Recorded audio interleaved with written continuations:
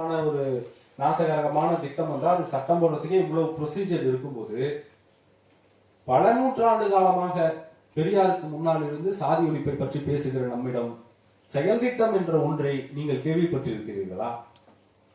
சாதி ஒழிப்புக்கான அமைப்புகள், சாதி ஒழிப்புக்கான கட்சியை தொடங்கியவர்கள், அதற்காக ஆட்சியை பிடித்தவர்கள், சாதி ஒழிப்பிற்காக நமக்கு கொடுத்த செயல் திட்டம் என்ன, அதை எப்படி நடைமுறைப்படுத்துவது, அதை யாராவது நடைமுறைப்படுத்தி இருக்காங்களா, அதில் நடைமுறைப்படுத்தி நாம் தோற்று இருக்கிறோமா அல்லது வென்று இருக்கிறோமா, இல்ல குறிப்பிட்ட அளவுக்கான சதவிகிதத்தை நாம் எட்டி இருக்கிறோமா என்கின்ற கேள்வியை நாம் திரும்ப திரும்ப நாள்தோறும் கேட்க வேண்டியிருக்கிறது.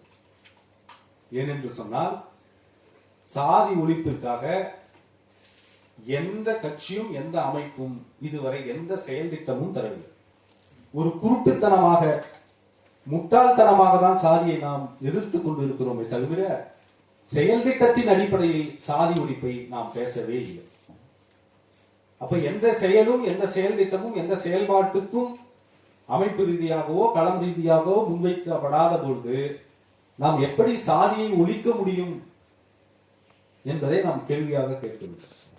ஏன்னா திராவிடர் கழகம் சாதி ஒழிப்பில் என்னென்ன போராட்டங்களை முன்னெடுத்தது, என்னென்ன பரப்புரைகளை முன்னெடுத்தது என்கின்ற செய்தியை போன்று திராவிடர் கழகத்தின் மீது வைக்கக்கூடிய குற்றச்சாட்டுகளையும் நாம் அதற்கு சேர்த்து பதில் சொல்ல வேண்டிய கடமையில் இருக்கிறோம்.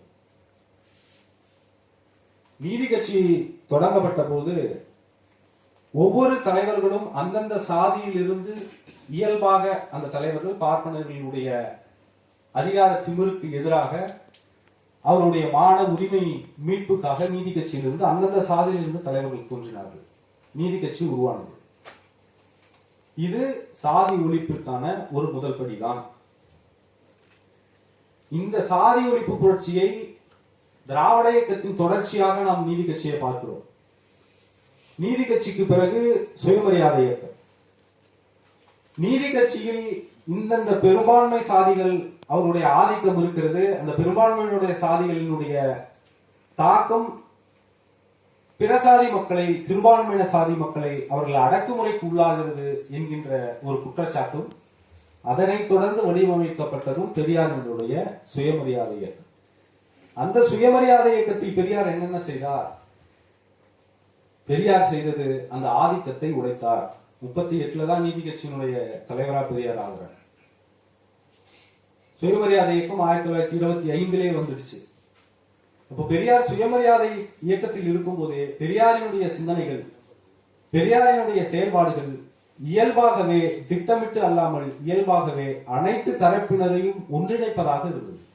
அதனுடைய தொடர்ச்சி தான் திராவிடர் கழகத்தினுடைய பந்தல்கள் எரிக்கப்பட்ட போதும், திராவிடர் கழகத்தினுடைய கூட்டங்களுக்கு காங்கிரசுகாரர்கள் தொல்லை கொடுத்த போதும், எந்த நிலை வந்தாலும் நாங்கள் ஒடுக்கப்பட்ட பிரிவினரை வைத்து சமைத்து போடுவோம், சாப்பிட்டா சாப்பிடுங்க, இல்லைன்னா வீட்டுக்கு கிளம்புங்க அப்படின்ற நிலைப்பாடு.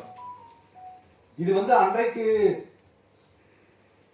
மிகப்பெரியதாக பேசப்பட்டது. இன்றைக்கு நம்ம அதை பார்த்தோம்னா என்ன, இவங்களை போய் சமைக்க வைக்கிறதெல்லாம் ஒரு சின்ன விஷயமா அப்படின்னா, பார்ப்பனர்கள் மட்டும் சமைத்துக் கொண்டிருந்த அந்த சமையல் கூடங்களை நாடார்களுக்கும் பறையர்களுக்கும் சமையல் கூடமாக மாற்றி காட்டி அதை அனைத்து நிலை சாதிகளும் உண்பதற்காக செய்து கொடுத்த ஒரு செயல் திட்டம் என்பது ரொம்ப சாதாரணமானதல்ல. இதனால பெரியாரை விட்டு கோச்சிக்கிட்டு போனவங்க, பெரியாரிலிருந்து விலகி அதை பற்றி பெரியார் கவலைப்படவே இல்லை. அதற்கு பிறகு திராவிடர் கழகம் சுயமரியாதை இயக்கத்தினுடைய முதல் மாநாடு, அதனுடைய வரலாறுகள், அதனுடைய தீர்மானங்கள் உங்களுக்கு மிகப்பெரியதாக தெரியும். அதற்கு பிறகு திராவிடர் கழகம், திராவிடர் கழகத்தை தொடங்கிய சுயமரியாதை இயக்கமே அவ்வளவு வீரியமாகவும் தெம்பாகவும் தைரியமாகவும் சாதி ஒழிப்பிற்கான பணிகளை தொடங்கி இருக்கிறது என்றால் திராவிடர் கழகம் எந்த அளவுக்கு தொடங்கி இருக்கும். அதனுடைய தொடர்ச்சி தான் 10,000 பேர் கைது செய்த போதிலும் 3,000 பேர் என்று அரசு கணக்கு காட்டி கிட்டத்தட்ட 17 தோழர்கள் சிறைக்கு உள்ளேயும் சிறைக்கு வெளியேயும் சாதி ஒழிப்பிற்காக ஒருவர் உயிர் தியாகம் செய்தார்.